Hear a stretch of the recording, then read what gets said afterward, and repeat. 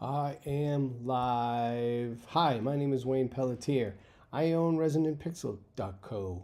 It's Resonant, excuse me, right out of the gate, huh?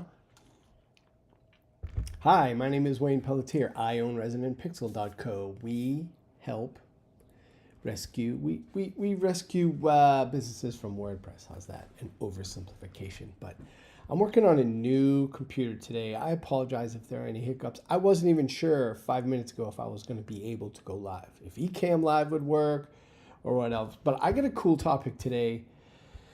It's trending right now that ChatGPT can remember all of your conversations and chats, and it logs information about you and your chat history and starts to build a broader profile of your expertise and your interests and the questions you ask and whom you serve and everything else. I've had that for a while already because I use Get Known, which leverages ChatGPT and other models. But since that is trending, there's been, I wouldn't say it's a meme, but there's definitely been a consistent theme in the communities that I'm in with asking these LLMs like, "Hey, point out my top 5 blind spots," or now that you know everything about me, what are the holes in my game? What are the holes in my business? What are the things I should be concerned about? Basically, blind spots. And I asked Get Known. You can ask ChatGPT or whatever tool you use, and it gave me those. And there were 5. Those 5 were market evaluation and competitor innovation, were a potential blind spot in the business. And I'm going to go into each of these with a little more detail here in a second, and more about the ongoing chat that I had with the LLM. So customer feedback loop was the second. Got it. Scalability of personalized services, and then content strategy alignment. And the 5th one was technology dependence, which the first time I read those 5 and sort of the 2-sentence descriptor for each one that it gave me in the chat, a pattern emerged immediately. I saw it immediately. And it was basically that it seemed to be waiting or emphasizing the need to be more of a generalist or run a generalist company. And it thought that observation was insightful. Then again, LLMs think everything we do is insightful and awesome, and all they do is blow smoke up our butt. So what I decided to do was continue the chat around each one. Now, I want to go into the 5 because I think it's right in general, even though it has a pretty good understanding of the bulk of the business. Get Known is really strong at grabbing and consistently repurposing and leveraging or making the business information leverageable. It always knows context, which is phenomenal. It's one of the reasons why I started using it. Now, excuse me. Market evolution and competitor innovation is an interesting one. The concern was that as I focus on Squarespace, there's a risk that missing broader market shifts or innovations from competitors could influence the target audience. That seems like a bit of a reach. I know that staying too niche can limit the field, but the application itself is already such a tremendous underdog against, far bigger platforms on the media space. So I'm not as worried about that. If anything, I would say that's not even unique to my business. Every single business that niches down potentially loses out on business that aligns to the extremes or outside of the service that we provide. The challenge to the business is that creating processes and doing a really great job from multiple platforms, there's an exponentiality to that. Doing great work on WordPress is one workflow, and creating processes around that is its own thing. And it's entirely possible to do a fantastic job there. Lots of shops do. But doing that for 5 different platforms, that is not something that scales easily at all. I know. I tried. When I first started my company, oh boy, take all comers, and we worked on Shopify and WordPress and Squarespace and Wix, and honestly, maintaining processes and hiring help and getting people dialed in for each and every one of those was an impossible task. I highly recommend niching into one platform. So the next is customer feedback loop, and this is really pretty apt. Like, this was a good observation. The argument being, without a robust mechanism to gather and analyze or act on customer feedback and consistency, then it becomes difficult to continue to make them feel like their needs are being met, or they're extracting or getting enough value from the engagement. And that makes perfect sense to me. What I do is send out emails to the customers. I have a call monthly for customers to join that allows them to basically have access to me. I love letting them know about features that they should be taking advantage of, or opportunities online to market that they should be taking advantage of, that their website can support. Most businesses use a fraction of the features available to them. They have other existing softwares or applications that they use to help manage their business that predate the transition of the website. So it does take time to let them organically come to me with, like, hey, this isn't working, and I wondered if I could pick your brain on it. And I had this conversation frequently. I have it very frequently, probably weekly, with someone. And I say, well, your website can do that. We just need to turn it on, or write about it, or get some content together for it or something. And it's always a surprise to me that they find it surprising, because I'm constantly letting people in my ecosystem know about features and benefits. But look, people are busy. People are busy, man. They don't want that crap. They don't want to act on it until it is painful on their end, because every time someone needs to transition technology, it represents anxiety and a time of transition in the business and in their workflow, and people memorize their workflow. They get comfortable against that workflow, and it helps them have confidence in their deliverable. Whatever it is they do, make, create, fix, whatever. Doesn't matter if it's swinging hammers in real life, or climbing ladders, or if it's online stuff like we do. So yeah, customer feedback loop is important. I think I've got that mostly handled, but it's also a thing where you can't possibly do it perfectly. Like, you could always be doing better in that regard. So it's a gradient. The third one being scalability of personalized services. This kind of runs counter to the first one, but not really.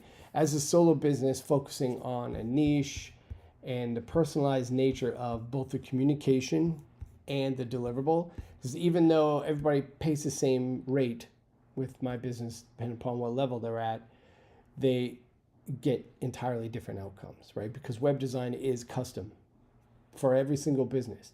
So everyone gets a different outcome, even though they're going through the same process. Scalability of that means hiring, right? So if the model isn't being documented, and if the processes aren't being documented, then it becomes extremely difficult to hire someone to do just design, or just administrative work, or just customer service, or just SEO. You know what I mean? So I get that one. The fourth being content strategy and alignment. I think I've got this handled. I've even made the shift in this regard in the past 3 months since going live with this show. And I think this is the 39th or 40th show. I got to pull up my Apple Notes. But and I'm on a new computer, so who knows if it's going to be even coming up. I would say understanding who it is you talk to, who you're creating content for, is critically important, and it's essential to make sure that strategy functions like a funnel, right? Because there's really only three types of people in this world. Well, I have a drill sergeant when I was in the Army who used to say there's two kinds of people in the world, the quick and the dead. From a marketing standpoint, there's really three types of people. You're unknown entirely, both your business category, your brand, the problems that you solve. Someone's finding you, and all of which is unknown. They may or may not know they have the challenge. If they're searching for it on YouTube, they probably know they have the challenge. Unlike something passive like Reels or Shorts or something. But the second type of person is the problem is known. They may not know that you do it, but the problem is absolutely known, and maybe they know who you are, maybe they don't. But so unknown, problem known, and then someone knows who you are. This is the third one. They know who you are and that you do it. Like that is the known in both quadrants. So it's a funnel. It goes like this. Ooh, funnel. So I believe I really made this transition about a month ago, maybe 7 or 8 episodes ago, where I had been talking to people that make Squarespace websites, and I still love all those folks. We're good. We're still a posse. But really, my goal is to help people who don't consistently make Squarespace websites, people who run the business and are too busy to give a crap about typography and photo selection or anything like that. Like those are the people that really need my help. They're looking for answers to questions that I can answer and answer well. So that is sort of the funnel that I'm working within. This comment from the LLM would have been more painful to read 3 months ago, but now that I've been doing this for 39 or 40 episodes, I don't know how many episodes now, not so much. I think I've got that one handled. So, but good to have vision into it. And then technology dependence, the idea that specializing in one platform, I do Squarespace, and it can represent a significant portion of the business that is dependent on a third party. So if anything was to happen to that platform, not that they're going to go out of business, but they could make significant changes to the platform or the pricing. And I've seen changes to the pricing already affect the business. But I feel like I can handle that pivot. And I also feel like that is not unique to my business. Any business that niches into a specific platform, whether it's Shopify, or WordPress, or Squarespace, or even if you support like building out people's Notion instances or something like that, you were always beholden to the platform ownership. That's not unique to my business. So when I gave the LLM feedback saying like, it seems like you're weighting the idea of being a generalist over niching or having a specialized business. And it came back saying that was an insightful comment, because LLM's got to tell you that every one of your ideas is pretty good. It says that while specializing on Squarespace design provides a competitive edge, diversifying your skill set and service offerings can protect the business. I think what it's getting to here is saying that having a diversification of revenue streams more so than the platform. So if all we do is offer done for you services, then when done for you starts to dip in interest or some level of seasonality, which the web design industry absolutely faces, especially in the summer and the winter, the ebb and flow, that feast and famine cycle of project work, like that shit is real. That is problematic. So diversification doesn't just have to be having too much weight of one client be most of your billables, or having one service provider and their application being resold and redeveloped by me, my business. Yeah, I'm over-indexing in support for that business, but I'm countering it by having courses, by publishing my process and selling access to just that. And technically that process can be applied to any platform. I just am looking to help people with Squarespace so that technically I can be more supportive for them, because that's the bulk of what we've done. It also mentioned adaptability to changing markets. That seems broad to me, as does broader audience reach. Again, I think the LLM is idealizing generalist service offerings. I don't want to run a generalist agency that will do any kind of work for anyone in the marketing space. I can build that business. I've worked at agencies that basically do that. And the only way to grow those companies is to increase the number of billable hours. That's pretty much it. I'm not talking about value-based pricing versus billable, time and materials pricing. I'm talking about adding work means you have to add bodies, because what those companies do, generalized firms, for the most part, they feel like they're selling their expertise, but they're really just selling their time. So to add time, they have to add bodies. That's why those agencies have hundreds of people, so they can support big brands and do big initiatives and big projects with lots of project management and lots of bureaucracy that is critical to their success. That's not the business I want to run. So maybe me and this LLM need to have a little chat about my business goals. Maybe I need to update my business goals in the business context inside of Get Known. It also claims that there's innovation issues through cross-pollination. I'm looking down to read that. I don't know about that. I think every single platform can only develop features and innovate at a certain pace. And we see those things come in sprints, and you'll see some applications constantly publishing updates, which can be just as obnoxious as a platform that's not publishing enough updates. The most important part of a platform is that it is running, right? Like in the athlete, like in sports, like you can't make the club from the tub. If you have a website, and I've seen it mostly just with WordPress, it's like down a lot, or it gets hacked, or it's constantly having issues with the hosting because of brute force attacks. If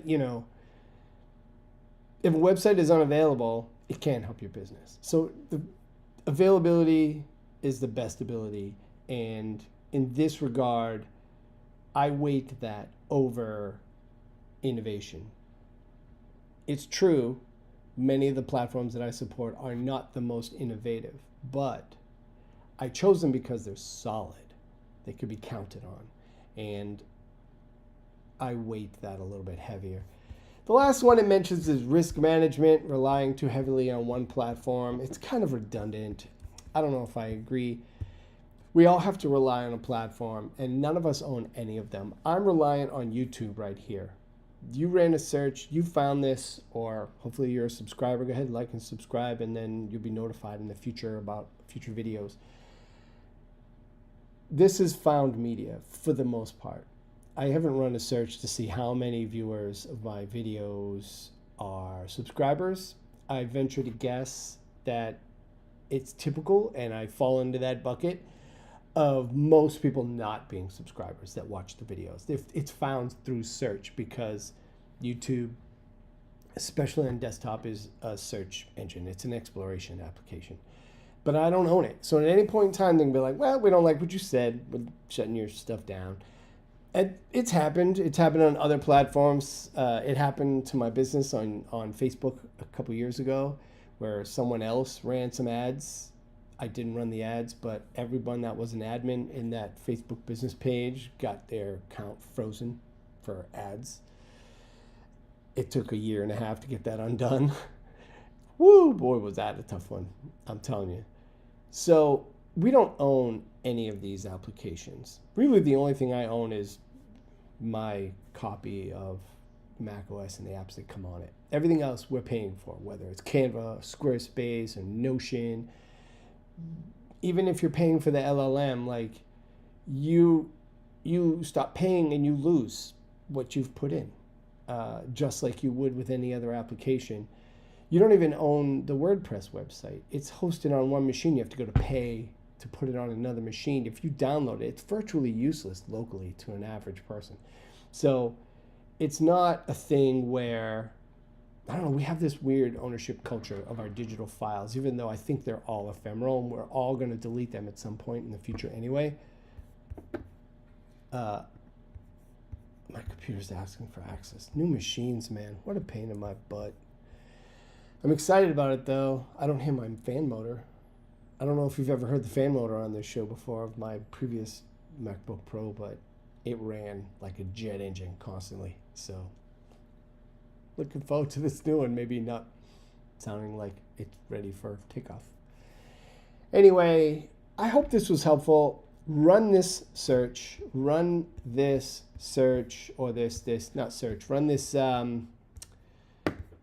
run this prompt in the AI bot of your choosing that has, if you're on a paid account, it's really been logging all of your prompts, and it's gotten to know you a little bit. Ask it, say, what are my top 5 blind spots? That's the search I ran, or the prompt I ran. You can run your own prompt to say, what are the holes in my game? What are 10 things I could be doing better? I think there's a lot of ways to run that prompt. So it's something I want to make and do consistently. I want to word it in different ways because I think it's a good learning opportunity. And it also has inspired me to engage with these AI bots in a way that might work around the fact that all they do is blow smoke up your butt and tell you all your ideas are awesome and that's really insightful inquiry. No, it's not, dude. No, it's not. But anyway, I'm grabbing my fidget bit. I can't do anything. I can't talk without my fidget bit. Because whatever, dude. All right, listen.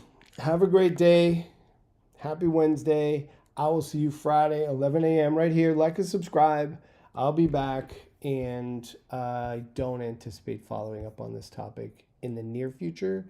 I will make a calendar item to do so maybe in a month to say, I asked it again, and we'll see if the results are really different. I imagine they'll be different every time, but who knows? All right, so listen, have a great week. I will see you Friday right here. And, I didn't do my, I keep forgetting. Thumbnail moment. I don't even like the thumbnail moment.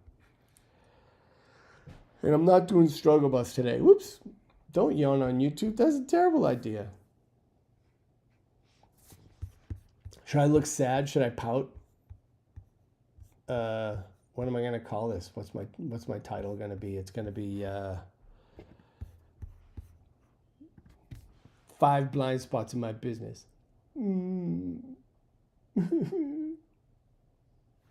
This is stupid.